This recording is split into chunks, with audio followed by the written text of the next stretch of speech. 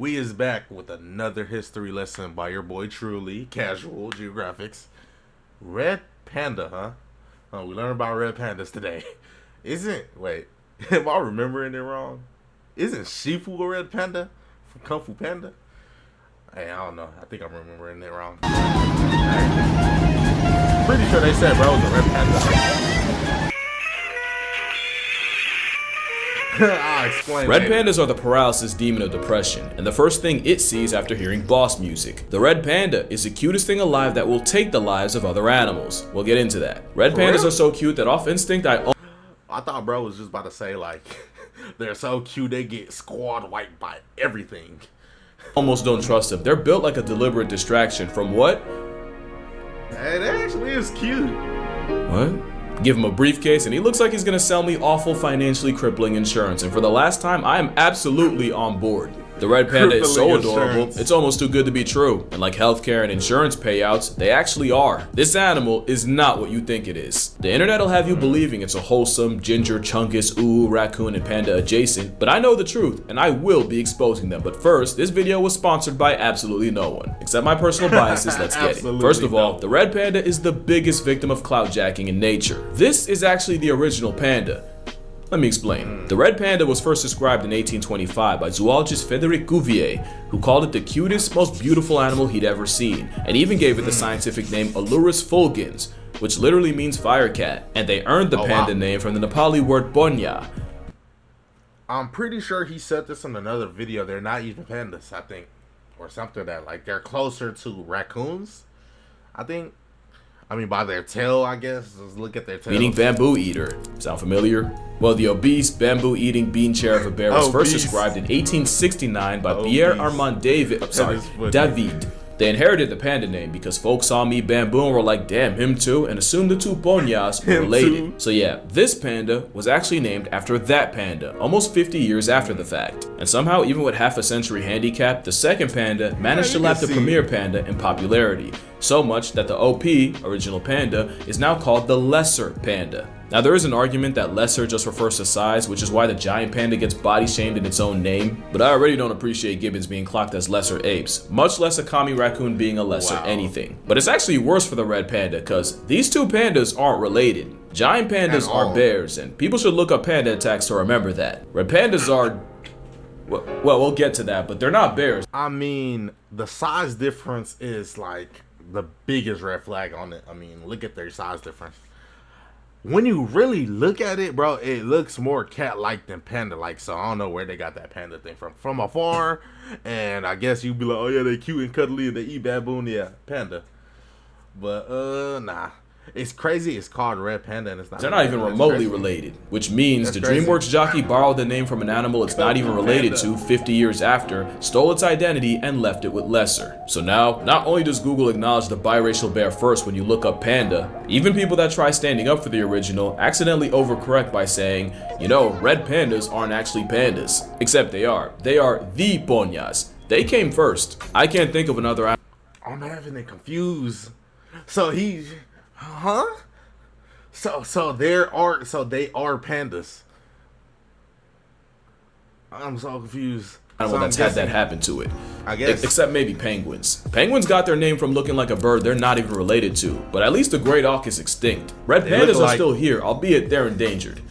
Which is actually another issue I have, They're because giant endangered? pandas would end up becoming the poster child of endangered species, and would even be immortalized as a World Wildlife Fund logo. And you can't even point to pretty True. privilege. Red pandas are obscenely pretty, but when you save a non-profit money on printing fees by being black and white, you get the nod as the logo, and that's not even a joke. The price of color printing got the red panda passed over. They probably wouldn't have gotten the credit anyway, because if you know this logo, you know the company Firefox, and the Firefox Firefox? mascot was based on a red panda. As adorable Oh, that's as they actually are, kinda red pandas have been shoved to the shadows. But what if I told you Firefox.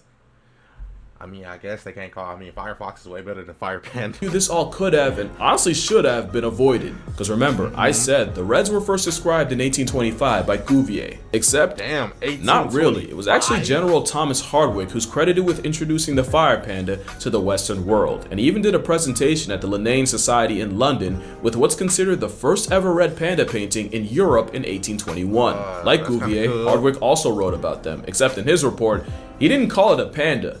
He called it a wah, based off their call. But despite writing the report in 1821, Hardwick's work wasn't published until 1827. With Cuvier's work out 2 years earlier, he got the naming rights, and Red Panda stuck. If Thomas could have just locked in a little earlier, we'd be calling this a wah or a chihuahua, and who knows what butterfly effect follows. So yeah, Red Pandas got shafted, and as you can tell, I'm fed up for them. But being compared to a bear, retconned as a raccoon, firefox, and firecat begs the question, if it's none of these, what even is a red panda? That's what I'm saying. What is it then? Let's do this one last time. With mammals, there's two. I swore he said they was closer related to raccoons than bears. Classes of carnivores, feliform and caniform, team cat and team dog. I'm sure you've heard this all before. And caniformia is made up of dogs of all kinds, including steroid solo dogs, sea dogs, stink dogs, shiesty dogs, and dogs with a Napoleon complex. It was the bear family of Ursidae and the raccoon family of Procyon that split custody, as early scientists classified the red panda as part of one or the other. But DNA research determined that the wah was more like a what and was placed in its own family of Alluridae, of which it's the only surviving member. However, further DNA studies as early as 20 years ago put the red panda under the Mustelidoidea superfamily umbrella. And if that's confusing, mustelids are the family of miniature caniform crashouts and weasel rage we all know and love. Hey look, that's Stoffel. Mustelidoidea is a superfamily that holds the mustelids, skunks, raccoons, raccoon equivalents, and now the red panda. So while their closest cousins are these guys, the red panda is more like a living fossil. I know he probably did it before, but I gotta go do my research. I want to react to, if I didn't already react to, I want to do a honey badger one. Those are like damn near my favorite animals. It's crazy. Black and white animals are my favorite. Orca, killer of the sea, one of my favorite animals. I'm not gonna cap. Honey badger, one of my favorite animals. That diverged from the other caniforms pretty early on, so it's more like they're their own thing. And while the ones we know are the last man standing, the red panda party used to be packed. For example, Samosaion bataleri was an allured about the size of a cougar that would have had jaws on the level of a hyena. That would have been an American problem. But when you think about it, bro, like when you really think about it, that is not nothing. The things this thing probably had to go versus the dinosaur ages, bro, this is nothing. Like I said, if you're comparing it to this size animals, you were nothing back then. Yeah, big T-Rexes and raptors and all type of stuff just running around the planet like cougar that would have had jaws. And even if you don't believe dinosaurs was real, which is, just believe there was mutated animals back then that was bigger. That's all you gotta realize. Cause like look at a rhino right now. A rhino literally look like a living dinosaur. Hippos look like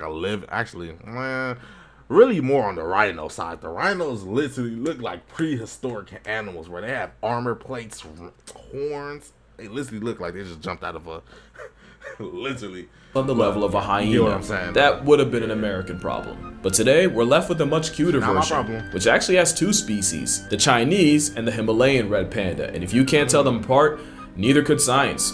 Until like 2020, because that red panda. I mean, one looks way more like a raccoon. Like this one right here, it looks like, I mean, this one is more redder, I guess. If you can't tell them apart, neither could science. Until like 2020, because that's when it was widely accepted that these are two separate species. But honestly, I probably shouldn't be so hard on scientists for confusing them with bears. It's not like the reds made it easy. Obviously, both bonyas are absolute slurs for bamboo. But what was really confusing was both managed to evolve the same false thumb, a pseudo thumb whose purpose is to help them grip bamboo. Reminder, they're not related, but with the same thumb emerging, same tests, same answers means evolution's converging. But there is one thing they don't have in common. Why are red pandas red while the bigger mammals monochrome? Well, with the giant variety, the pandas are actually the color of compromise. It's believed they have white fur to blend into the snowy climate, black limbs to match the Yeah, shade, they black are ears to kinda intimidate brown. predators and look like a threat, but Ish. black eye spots to help individuals recognize each other. That's literal face ID. And science says having an awful diet is why. Because bamboo gives them so little, they'll never be able to store enough fat to hibernate. And with them being constantly on the move to look for food, they can't molt their fur fast enough to match their environment. That's why I said compromise. They be It's walking the so best nature funny, could bro. do. Red pandas are like the pretty privileged sloths of Asia because they spend 90% of their lives in the trees and they spend most of that sleeping. Go see one in a zoo and you'll see what I mean. Yeah, this was worth the car ride, the train ride, the PATH train ride, and the price of admission. Me. Oh, never mind.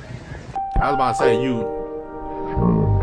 the parking ticket. Red white fur means the wah disappears in fir trees covered by reddish moss and white lichen. But of course, the most famous thing these two have in common is their choice of diet. They fully committed to lives as bamboo sinks, so much that the giant Panda actually lost their ability to taste meat. You might catch a bear trying a dead wildebeest or murking a peacock, but virtually all their protein comes from bamboo. It's even been found that giant pandas have a sweet tooth, with them preferring natural sugars over water. Red pandas move to a similar beat of being mostly for bamboo. They'll also mix it up with fruits, nuts, blossoms, the occasional egg, birds, mice.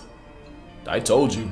But red pandas also have a sweet tooth, and it's believed they're the only non-primate mammal able to taste artificial sweeteners, with the was showing a preference for fake sugar like sucralose and aspartame, which makes the sugar fox the only mammal without thumbs that can appreciate NutraSweet and Splenda. The last thing they have in common might not seem that special, but it is to me. Red pandas being pregnant for an average of 130 days might not seem like a lot, until you realize cats their size carry kittens for just over 60. And it's because, like giant pandas, red pandas experience delayed implantation, which basically means they can procrastinate pregnancy by having the fertilized embryo just float around before implanting. It means red pandas can put pregnancy on pause and wait till the best possible condition to have kids. Sometimes it takes 90 days, sometimes over 5 months. Both pandas can do this, but to be fair, so can a lot of mammals, like over 100. Red pandas. You're gonna have to start name dropping because I didn't know that. Animals could just be like, oh yeah, I don't want to get pregnant right now. Wait until 5 months. I'm not even probably gonna see my mate until that. Like, have anywhere from 1 to 4 cubs, each the size of a stick of butter, and each managing to be cuter than the original. They shadow Mama Panda for about a year, learning everything about how to panda. But by far, the absolute cutest thing about them is that at about 6 weeks, the ginger cubs reach what has scientifically been referred to as the crackhead phase. Many animals use play to sharpen the skills they'll need later in life, and precocious pandas will play with and pounce on anything, often their parents, in a period that has been called the popcorn phase. It's so sweet, I think I have diabetes. I don't care what y'all think or what it costs, I'll tank any consequences to have this in my house, is what I would say if I didn't know the truth. I don't know. Is they While trying to, our like, nation's best are giving their blood, sweat, and tears on the pitch.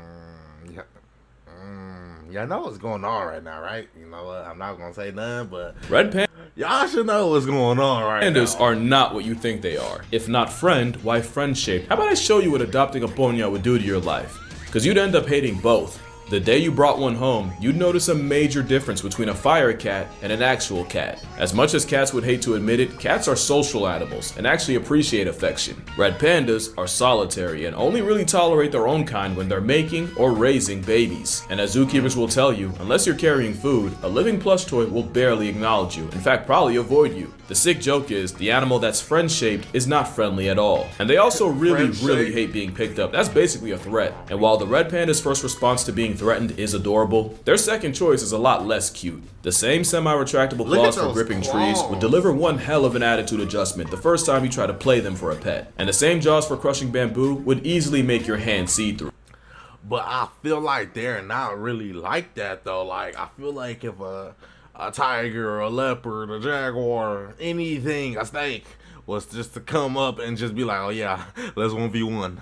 They're losing. I feel like they're losing every time though. Your house is their prison and solitary confinement is their mission, and they'll maul the goodwill out of you. And as is the case with a lot of wild animals, human-raised red pandas are way more aggressive and trigger-happy with their temper. Also, their diet will bankrupt you, but it's a consequence. What is it called? The honey bear? The most aggressive bear? That short little, the sloth bear? Is it called the sloth bear? He talked about it. I learned it from him. They be fighting tigers and all type of stuff, bro. Like, come on, they have to. They're in the environment. That's what I'm saying with this.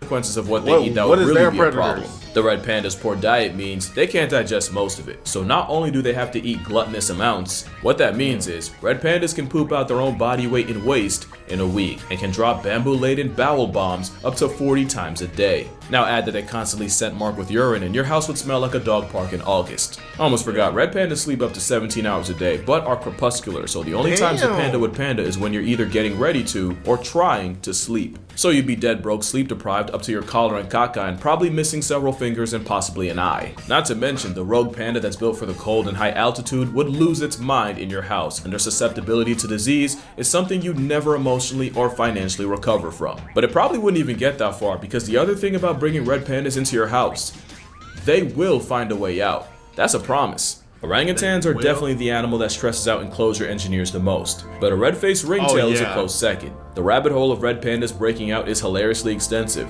and also I can't cap. Orangutan, what's it called?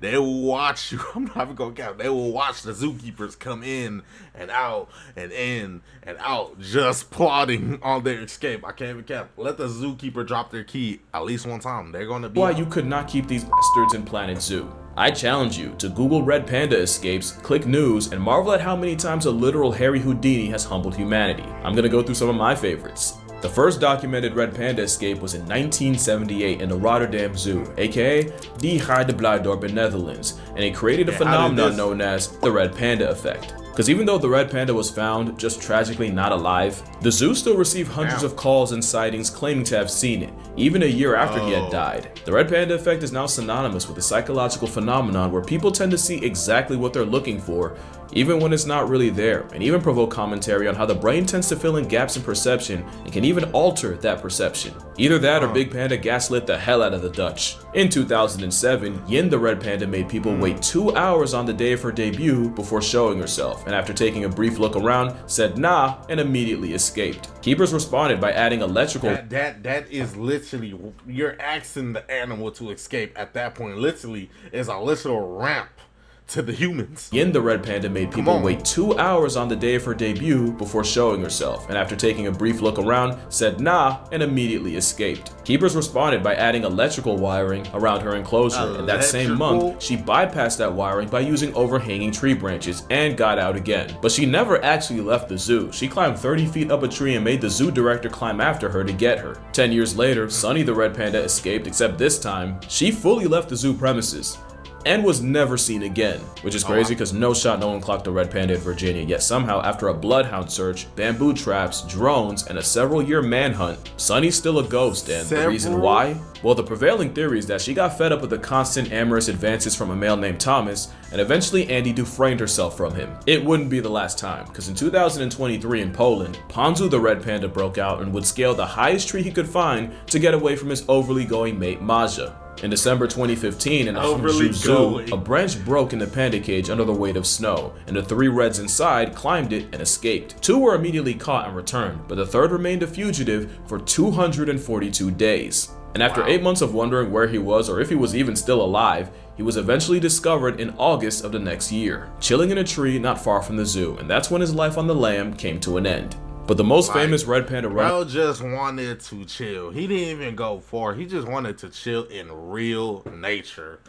And they couldn't even let bro do that. Way was probably Rusty. Rusty the red panda was living in the Smithsonian Zoo, and one morning in June 2013, staff returned to the enclosure to find it short exactly 1 Rusty. This led to a full-on manhunt, as keepers feared that an animal that cute unsupervised in Washington, D.C. was surely kidnapped. They took it to Twitter, and Rusty broke the internet in a way you just had to be there for. It was an entire day where the world was on Panda Watch. Eventually, the internet did what it does, with even politicians on opposite sides getting involved, and Rusty's day off ended when he was found in the Adams Morgan neighborhood and brought back to the zoo. And while the best guess his branches weighed down by rain is how he escaped, zoo officials still aren't 100% sure how Rusty did it, and even brought in a team of zoo experts, basically the Avengers of animal handlers, to investigate, because he wasn't going to tell them, and neither was his roommate Shama, who he was brought in to mate with and hopefully have kids with.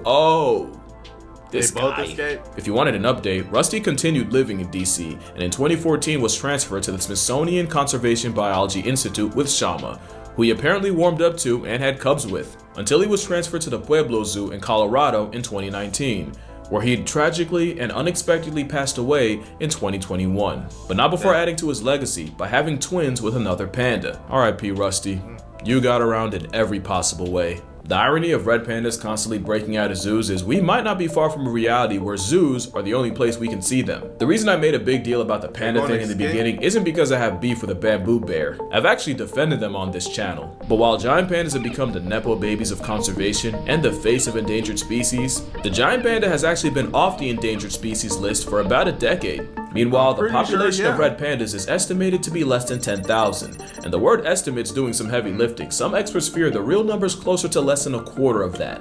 Red pandas still have a lot of things threatening their existence. Like why? Like cheese. The mass production of local cheese popular with tourists and the ever-growing herds of livestock needed to fuel it has been a disaster for many of the red pandas living in Nepal, as a switch from forests to grasslands for grazing is like the worst form of gentrification. Pandas getting outcompeted by chori isn't the only problem. The same dogs used for herding can also end up mauling the endangered ponya. And that's on top of spreading diseases that can pack up the entire red panda population, with canine distemper being one of the worst. And like I said, you can't get away with being that cute without humanity trying to traffic you. There's other threats too, but deforestation, dogs, and degeneracy from humans are the main things pushing the red panda to past tense. So now that I've surely ruined the vibe and possibly your day, what can you do? One way is, if you're going to be a tourist in Nepal, do it in a way that's sustainable and using an organization like Red Panda Network to help book eco-friendly panda-approved trips. Another way is by talking about it. The power of YAP is boundless. Spread the Red Panda propaganda. And I'm not saying they have to, but if we could get the WWF to change their logo, that'd be dope. But speaking of RPN, the easiest way would be by supporting Red Panda Network, either by donating, which I'll be doing, and if you'd like to as well, I'll leave the link in the description, or even adopting a panda,